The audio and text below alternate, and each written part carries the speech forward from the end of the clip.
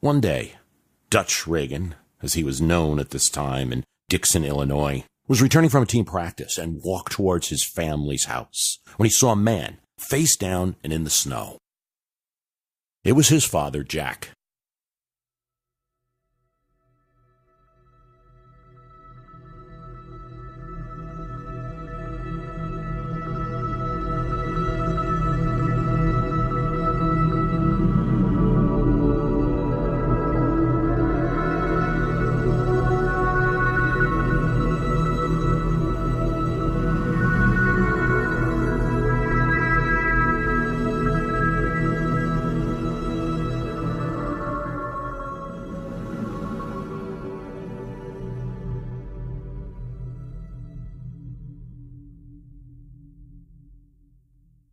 Reagan picked him up, and the noticeable but not unfamiliar scent of whiskey was strong.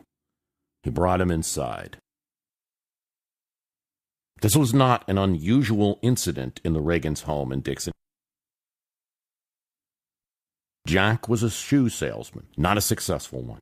He tinkered with many businesses during the Depression, moved his family around, went to business trips. Many of them turned out to be little more than binges. And for the most part, Jack ceded the raising of the Reagan children to Reagan's mother, Nellie. As Michael Deaver would describe it, after lugging Jack to his bed one night, Nellie would sit next to Ronald Reagan at the breakfast table and explain that his father was suffering from a disease. It was not his fault, Nellie would say. As an adult, Reagan would very rarely tell this story. All he would say is, she was right all along. Without getting into too much armchair psychoanalysis, historical figures deserve to be considered as multidimensional as living human beings. We do ourselves a disservice, them a disservice, history a disservice, if we create flat, one-dimensional figures. It has been suggested that eldest children of alcoholics can excel as a kind of family hero. They overwork to earn the respect, perhaps, that the family doesn't have in the community. Two other presidents, Bill Clinton and Gerald Ford, had to deal with drinking fathers and, in their cases, abusive fathers, not something that we've had recorded about Jack. You know, it all could be deep psychoanalysis or just practicality. The eldest son in such a family might have to keep a good head because no one else is. For Reagan, it engendered in him a sense of generosity that most people that knew him described. Deaver talks about how, as governor, Reagan was constantly going on these mysterious errands. So much so that as a key aide to Governor Reagan, he had him tailed and looked at his desk for any clues. So in one case, Governor Reagan mysteriously darts out when there's work to be done. He looks at the governor's desk and he sees a letter. Reagan read his mail and continued that as governor and as president.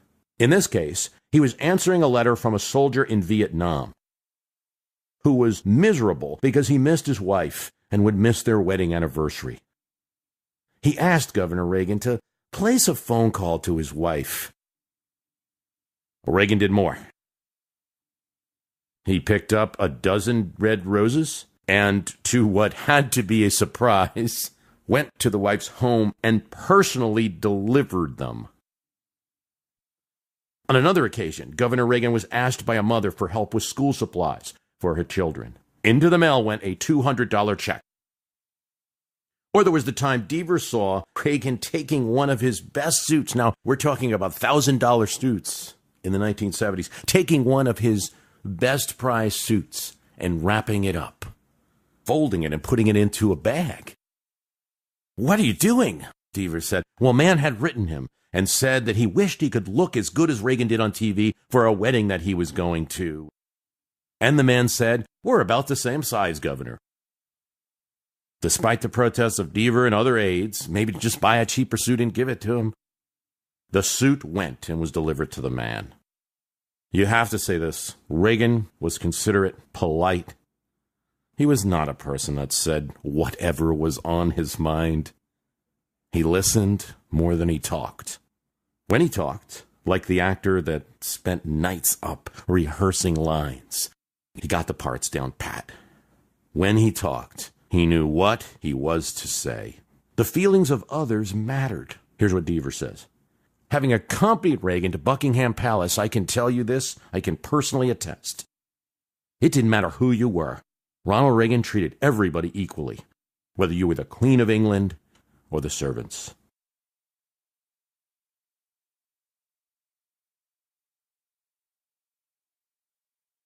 Reagan's popularity was personal, and it wasn't always as large as it seems. People were not always in lockstep with everything that he came into office with and what he wanted to do. I mean, because he had 2 landslide elections and a strong first year, there was such momentum. His average approval rating, though, throughout his presidency was 53%, lower than his 2 successors, H.W. Bush and Bill Clinton. He had some low moments. December 1983 at 35%. Similar numbers in 87 in the wake of the Iran-Contra scandal. That being said, he had some very high moments too and finished well, which is probably something important for a president's legacy. But the right track, wrong track question that Gallup has asked since the 1970s, that personal Reagan approval versus policy Reagan divide in America in 1986 and 87. 45%, just 45%, are saying that the country is on the right track. This while awarding Reagan high personal popularity ratings. The personal Reagan wanting to help, and the policies that didn't seem to reflect that same quality.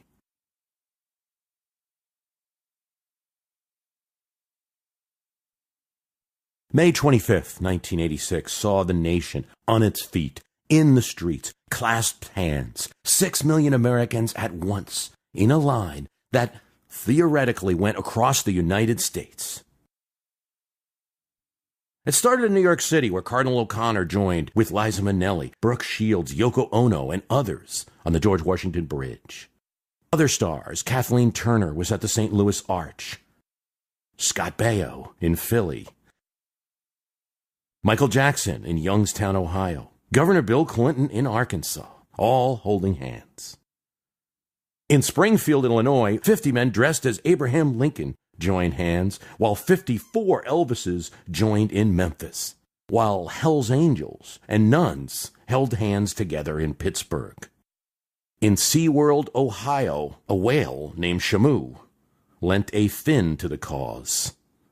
Jesse Jackson holding hands with others in Iowa, Navajo Indians in the Southwest.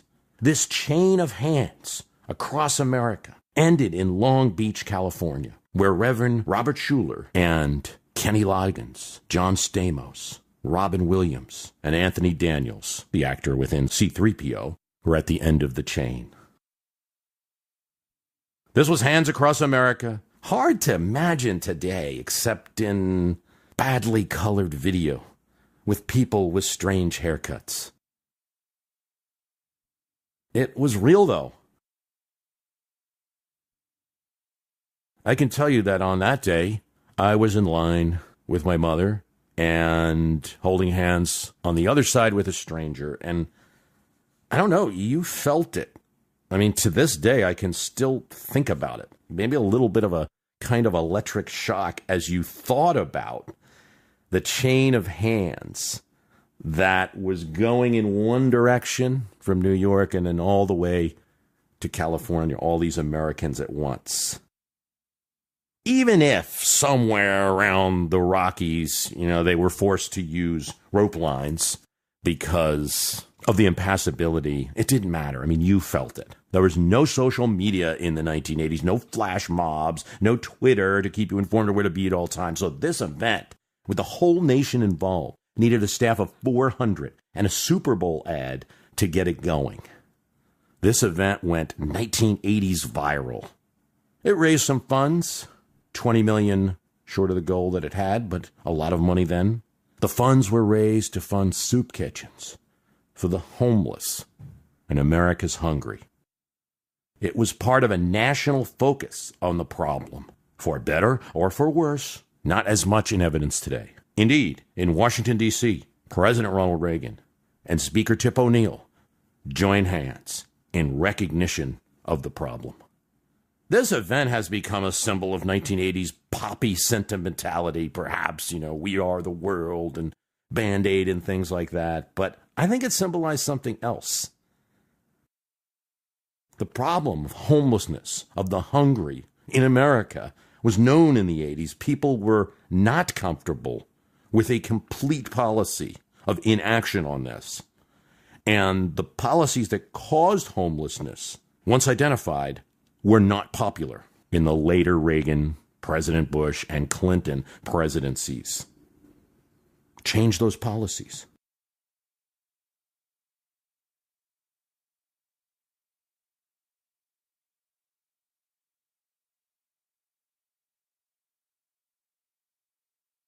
It's not like the word homelessness came out of nowhere in the 1980s, but it was almost like it did. The focus on those not living in four walls and a roof. We walk quietly. We try to forget it. We'd rather not see it. It's the most basic thing that no matter what rational calculus one develops in politics and policies, it's their bad decisions. It's the market cycles. It'll get better. They'll be back up soon. It's our American government to allow freedom, even freedom to lose. All of these theories, all of these policies, no matter, it is difficult to do. No American mind can justify it. The solutions aren't bipartisan, but that feeling is. And in the 1980s, those people were the focus of nightly TV and newspaper articles in a way that hadn't happened before, and a focus that also isn't happening right now. It's a very difficult thing to measure those who cannot be counted in households or in employment statistics, and it's hard to say that the 1980s were actually a time in which there was more homelessness either than the 1970s or today. We suspect there was. Though it should be stated, the streets were not empty in 1979, nor were American cities shining with golden gleam. American cities were grittier in the 1980s. They had not yet seen gentrification, the entry of wealthy or middle-class rents, the new ballparks. They were almost to a city scaling down from their population peaks. New York was coming off a bankruptcy, and municipal workers, including the police, staged several strikes in the 1970s. Los Angeles grew its population at half the rate in the 1970s as it would in the 60s. Cleveland, once America's sixth largest city, was now 18th. Mayor Dennis Kucinich was forced to go into default as the city could not pay millions in banknotes. They could no longer borrow. Nationally, crime is up 10% in the 1970s. Violent crime rates double. Murders up 45%, 70 to 79. This is a sad picture. And all of that picture occurs before Ronald Reagan arrives at 1600 Pennsylvania Avenue. That's something important to note as we talk about the rest of what we must talk about. Yet clearly something was occurring in the 1980s. The early Reagan presidency was a time of two big recessions, one in 1980 and the second in 1982, which put people out of work. So in Lafayette Park, across from the White House, there was a Reaganville that develops. And they are mirrored across the country. Activists like Mitch Snyder assured that the homeless would be visible during this period.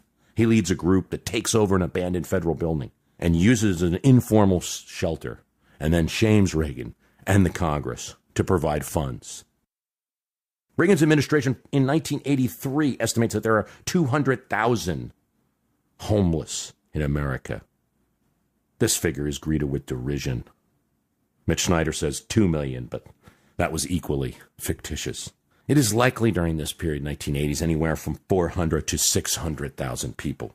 In the 1980s, the first studies are being done. An Urban Institute shelter study shows that in 182 American cities, the shelter population tripled between 81 and 89.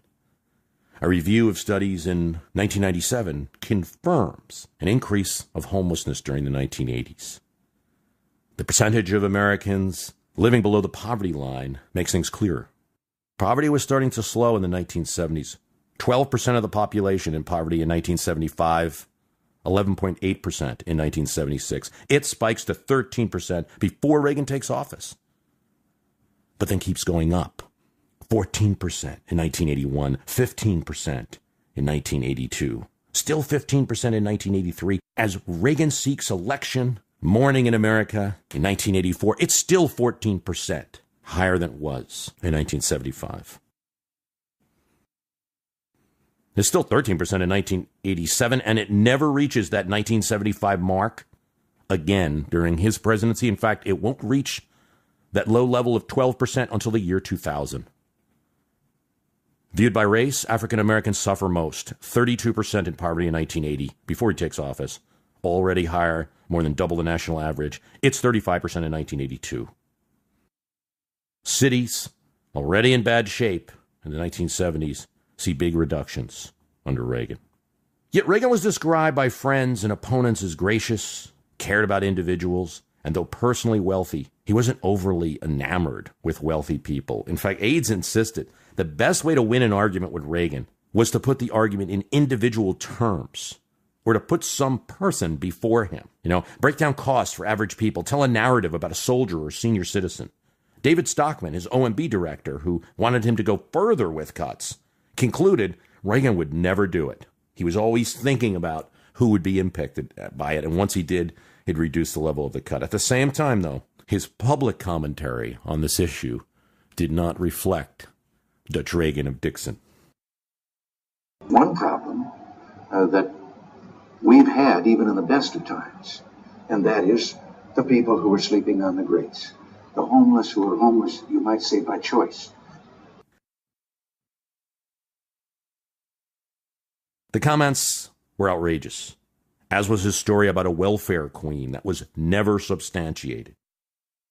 He was told personally by Speaker O'Neill, who had his staff search for this person that was cheating the welfare system, to please stop these public statements. They were just untrue. Reading once again David Priest's excellent The President's Books of Secrets, which is about the presidential daily briefing. Priest is a listener to this podcast. His book's on Amazon. Great book to understand presidents and their use of the daily briefing that they get. Reagan almost always focused on the human dimension of foreign policy. This according to National Security Advisor Bud McFarlane. He wanted to know about the people that he was dealing with, say Thatcher, say Gorbachev, other nations' leaders. How many kids did they have? What were their interests? Yet there was his policy. In the first episode of this series, we spoke of Reagan's lightning-fast legislative victory and his manner of controlling Washington like a president should. He made it look easy, like Nixon or Carter could not. We spoke in episode 3 about how Cato praised him for holding the line on domestic spending despite chiding him for increasing the overall budget. There was, however, a cost to these achievements, and that cost was very visible at the time. I suggested that while Reagan emulated FDR and didn't feel he was dislodging the New Deal, he did take aim at LBJ and the Great Society. One of the noticeable cuts in the 1981 Omnibus Reconciliation Act was a cut in the Department of Housing and Urban Development. Reagan, upon taking office, assigns a commission to look at housing, and they say, there's really no problem with the affordable housing supply in the nation. In his budget, new builds are frozen for government-funded housing, except for senior and disabled units. HUD's budget goes from $64 billion in 1981 to $36 billion in 1982. By the end of his presidency, HUD is at $22 billion, according to OMB.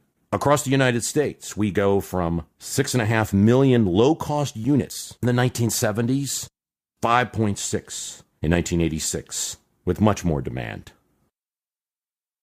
He proposed block grants, which would take federal dollars going directly from the federal government to municipalities and to give them to the states to decide. The states, he argued, knew more than Washington. The problem with this is that states may decide not to give to cities. That was the complaint of the Conference of Mayors at the time. The mayor in Richmond said, the record of 20 years says states would not be concerned with cities. Reagan argued that governors were honorable men and would do right by the cities of their states. And while the block granting was about control and not cost-cutting, it was also about cost-cutting a little. The total programs that were wrapped up and sent to the states as block grants were cut 28%. This is a very abstract concept, but I think there's two quickies we can look at here. Federal aid was 22% of city budgets. And by the end of Reagan's second term, it was 6%. So you can see the pain going to the cities. There is individual pain as well. Direct food assistance goes in 1981 from $30 billion to $28 billion in 1988, while the population increases. It's hard to get a personal feeling about some of these abstract budget cuts because they were so long ago and we don't really know the results. But in one area, there's still a lot of concern and complaints, and that is in aid to higher education and the conversion during this period of many students to financing through direct payments and grants from state and federal government to students borrowing on student loans. From 1980 to 1985, there was a $594 million cut in direct student assistance and a $338 million cut in the Pell Grant. Low-cost loans, where the government would subsidize the interest, was limited to households of 32,000. It didn't matter how many children the household had. Devin Fergus, writing in the Washington Post, 2014, says, "My kids pay too much for college. I blame Reagan." And he cites the cuts and the conversion to loans. He also says that it should be no surprise that states after Reagan cut education aid and then got reelected by a huge majority in 1984. It was a signal to states who did some of their own cuts as well and increased tuition fees. Reagan, as a governor in California, had introduced tuition increases. Now, Fergus might go a little far, and I think anyone looking to Reagan alone for something as complex as the higher education problem and the problem of what really is a major cost for middle-class Americans and then for their children throughout time through paying student loans, it's far more complex than that. Reagan did indeed cut the Pell Grants in those early legislative packages. By 1985 to 1986, Pell Grant funding was higher than it was in 1980. Since the 1980s, college costs have gone up because we're at a point now where other presidents, Clinton, Obama, have reversed the trend. There's 6.1 million Pell Grants, far more. Costs have gone up so much that the percentage of those grants and what they actually cover of a student's education. There's many reasons for this. Colleges are not good cost cutters. Don't engage always in very aggressive negotiations. Spend a lot on non-academic spending, on buildings. There's a building boom in colleges in the 90s and 2000s. Athletic programs and the like. They don't specialize enough. Your college offers everything, even if it's not what the college is known for, which in a business would be something that would be a no-no. It's a whole podcast to discuss how complex the increasing costs of education is, but that's a quick note about it. In a perverse way, all of these domestic cuts focused more attention on those who hadn't gotten much attention in the past, the poor, the forgotten. And related to this issue, especially in the public mind of homelessness, is the issue of mental illness. And we have to be careful here because one of the things the data in the 1980s established after some fighting between academic studies is that not all, not even most, and far less than most people would think, the percentage of homeless are also mentally ill. At first, as researchers focused more on the issue of homelessness, 70s and 80s, they thought so. A Boston shelter study came out that 64% had some kind of mental condition of those living in the shelter. Later studies in Los Angeles, Baltimore, brought that number down to 35%, with a very small percentage having the most serious conditions of psychosis or schizophrenia. Other factors: substance abuse in the family by parents, domestic violence, layoffs, The 80s, again, we have to remember, it was a time of another Great Recession, though they didn't call it that, in 1982. Real estate prices increasing. Those contribute equally, if not more. It's important because if people think, oh, those crazy people, they won't help. And when that Boston shelter study came out and said the 64%, experts said, you got to redo that study, or you got to change the perception out there because people aren't going to want to help. There's a reason you have to discuss this, because I think this is one of a few issues where people are bitter about the Reagan presidency. It's the treatment of mental illness and homelessness, but homelessness is a very abstract concept, and you'll hear things like Reagan closed the mental hospitals and the like.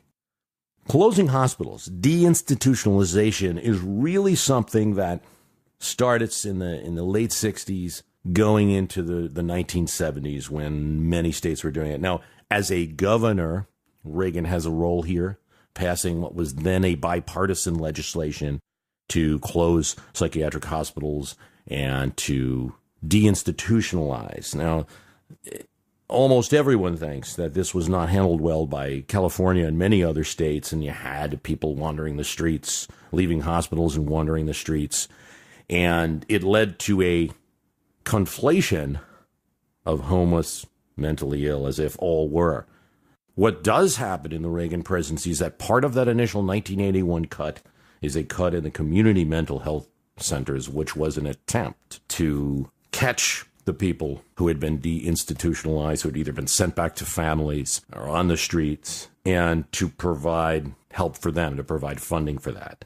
It was something that the Carters pushed, Rosalind Carter in particular, and it is eliminated.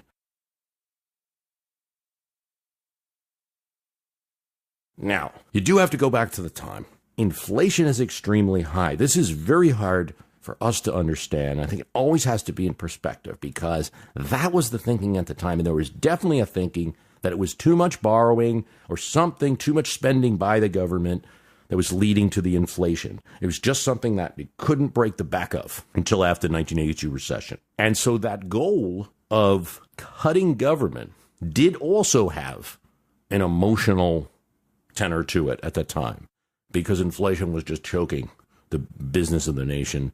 That led to the momentum to just cut, to where the cutting became a goal.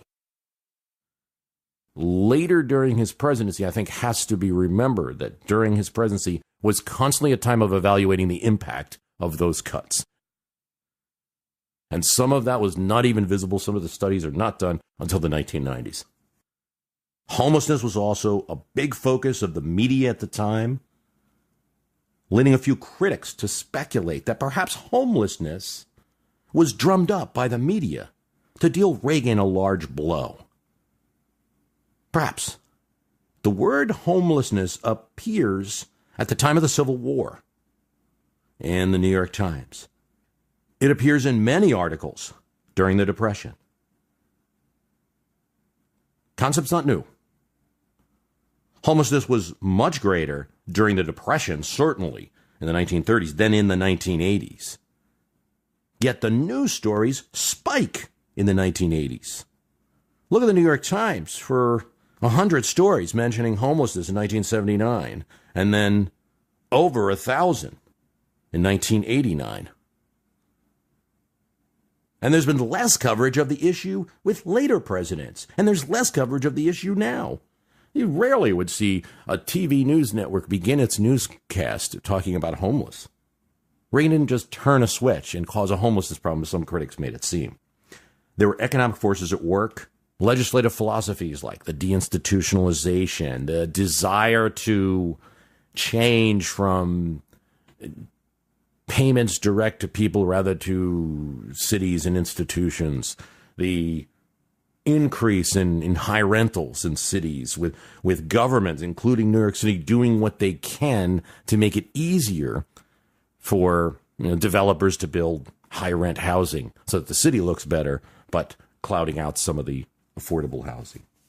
Some of that had nothing to do with the White House. Yet it is clear that the overall idea of massive housing benefit cuts and some social cuts and shifting from urban to suburban, devastated the cities of America in the 1980s. One of the reasons it's evident is that the policy of later presidents, Bush and Clinton, was to provide more of an increase to those cities. But even in Reagan's own second term, the homelessness issue, the mental illness issue, education issues get a revisit, particularly when Reagan loses the Senate for his party in 1986, when Democrats take over. Even in his second term, you see different policies than the first. And it starts with a little-known act called the McKinney Act. Stuart McKinney was something rare in politics now, and even rare then, a GOP liberal. In March of 1987, McKinney, representing Connecticut, he, along with Dennis Quaid, Martin Sheen, several homeless people, several homeless activists, Mitch Snyder, all slept outside on the street in Washington, D.C. This sleepout that McKinney conducted helped push the legislation bearing his name that provided direct funding for the homeless, almost $1 billion. And that act still exists today and has been continually funded at varying amounts. 2 months later, Stuart McKinney was dead. He died of pneumonia, related to a new disease discovered in the 1980s, acquired immunity deficiency syndrome. He claimed that he had contracted the disease during a blood transfusion. This was a common statement made in the 1980s, where it still wasn't easy to come out to reveal that one was gay. It was still difficult, particularly for politicians. We mentioned that McKinney died of AIDS. Some say that it was hastened by him sleeping out in the cold. And so McKinney's become certainly a hero for this issue. Has been involved and briefed on the AIDS situation a couple months ago and ordered that high priority be given to research matters on it. The Center for Disease Control has been involved for some time. The president will continue to be updated. We have recently asked that $12 million be reprogrammed for research on AIDS. That's the extent of the president's involvement, which has been. But of all the considerations about Ronald Reagan's presidency, AIDS stands out as one that unifies critics with the bitter feelings about Reagan. The criticism that you'll hear is, I'll never forgive Ronald Reagan for AIDS and what he did. That disarray on your AIDS panel. Even Cardinal O'Connor, one of the most prominent members, has said that he thinks perhaps his time should be better spent working against this plague on the local level. What are you going to do about this? Well, a couple of quick, we're going to replace that. We appointed a new chairman of the commission. We think that it has to have a variety of skills because it's a very complex problem. So we have as much representation as we can get from the business community, from medicine, from education, and so forth. And we have 2 vacancies to fill, and I'm still hopeful that we'll learn something and find out if there are more things and better things that we can do with regard to this terrible plague.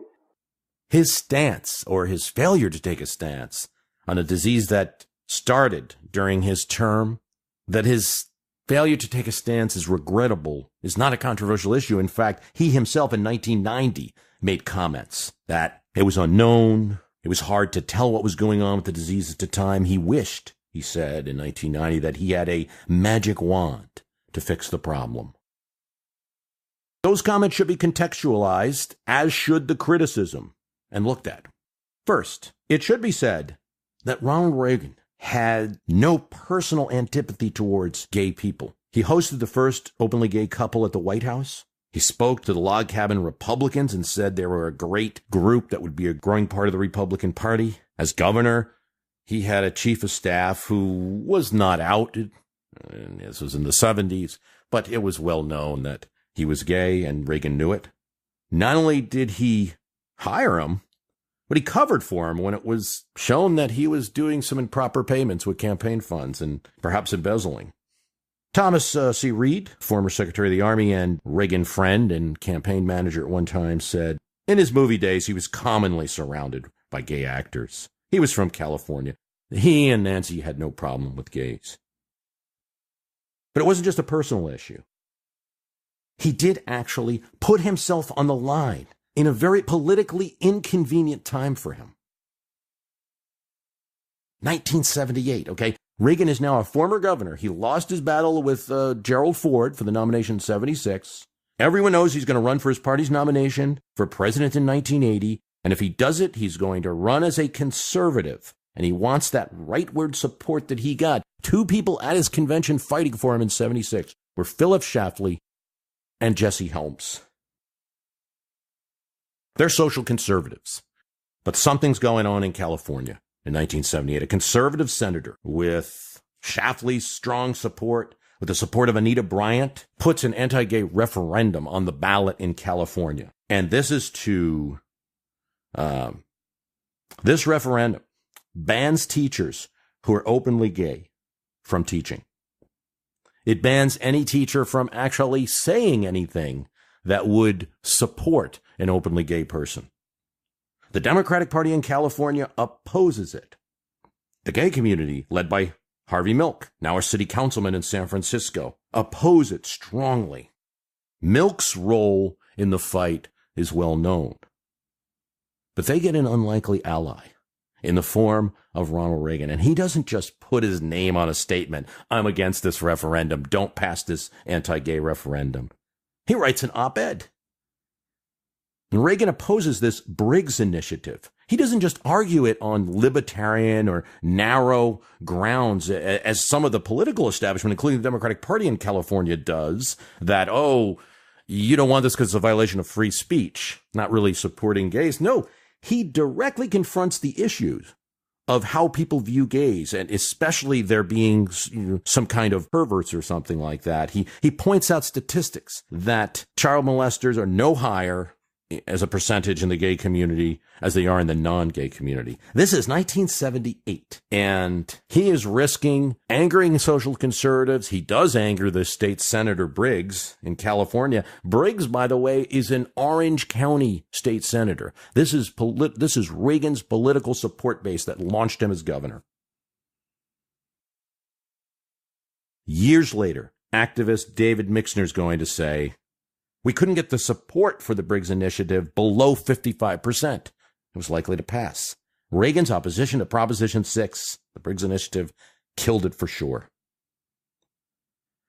Now, a couple of notes. To be fair, Reagan's op-ed also included his opposition to another referendum suggesting a smoking ban, which had the effect of packaging the opposition in his op-ed piece as a kind of, there's two anti-libertarian initiatives I want you to oppose. He was also convinced by Mixner and his former chief of staff, Phil Battaglia, because of those libertarian grounds and the confusion in the schools that it might cause. Mixner and Battaglia, his former chief of staff, tell Reagan, what if a parent doesn't like a teacher's the grades that a teacher has given a student? They're going to use this initiative to get rid of that teacher. It's going to cause havoc in the schools. So Reagan's reasons, and Reagan bites onto that, Reagan's reasons for doing it had a more broader base than simply opposing anti-gay legislation. Nonetheless, he did. And none of that should quiet Reagan's heroic stand, absolutely critical to opposing that initiative, which is only noted quietly in Sean Penn's movie about Harvey Milk. What happened then? Because from the beginning of his presidency, a disease that mostly affects the community that he once fought for when it was most politically dangerous, he didn't seem to fight for when he was in the presidency. Deaths increased from 3,700 in the disease's first year to 44,000 during his time in office. Reagan first mentions AIDS in a press conference in 1985. And his first speech on AIDS was in 1987. Lou Cannon called his response halting and ineffective. And it's hard to argue with that. You also don't want to go so far. The activist Larry Kramer said Reagan was responsible for more deaths than Hitler, didn't mention AIDS for 7 years of his presidency.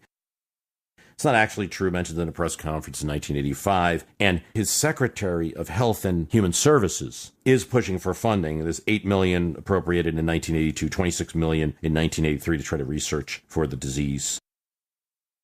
The negative things during the 1980s get more linkage to Reagan than they might deserve. He had aides in his White House, William Bennett, Gary Bauer, Pat Buchanan, that were shaping the speeches towards a conservative approach.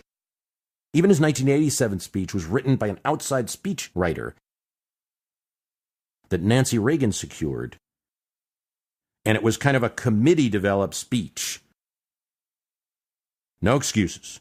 Reagan missed an opportunity to be a leader and speak out forcefully, both for the use of contraceptives earlier and to tell Americans, as ex-Governor Reagan had in 1978, not to fear homosexual people. Someone needed to do it. And instead of the man that many will rightly call the great communicator after he leaves office, falls on Congress and to the Surgeon General of the United States, Everett C. Koop, a conservative who had argued against abortion, was opposed vigorously by the Senate liberals like Ted Kennedy. Because of it, the most visible figure on the issue. In 1987, he makes that first speech.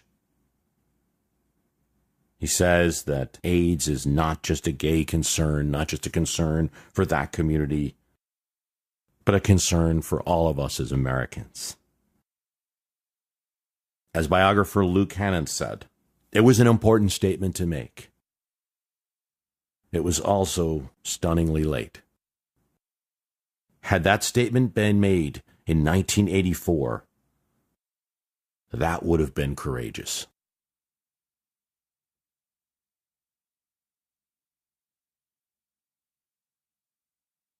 This is part 6. I want to thank you for listening.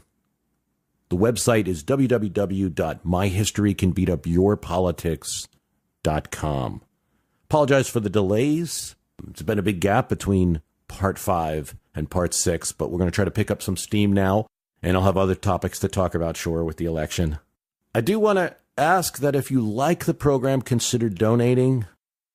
Really can use your help. I'm always purchasing. I just purchased some new equipment in terms of microphones and cables and computer programs and software and the like, just to make the show better. You can go to www.myhistorycanbeatupyourpolitics.com and help out there. Part 7 and Part 8 should come pretty quickly. Thanks for listening.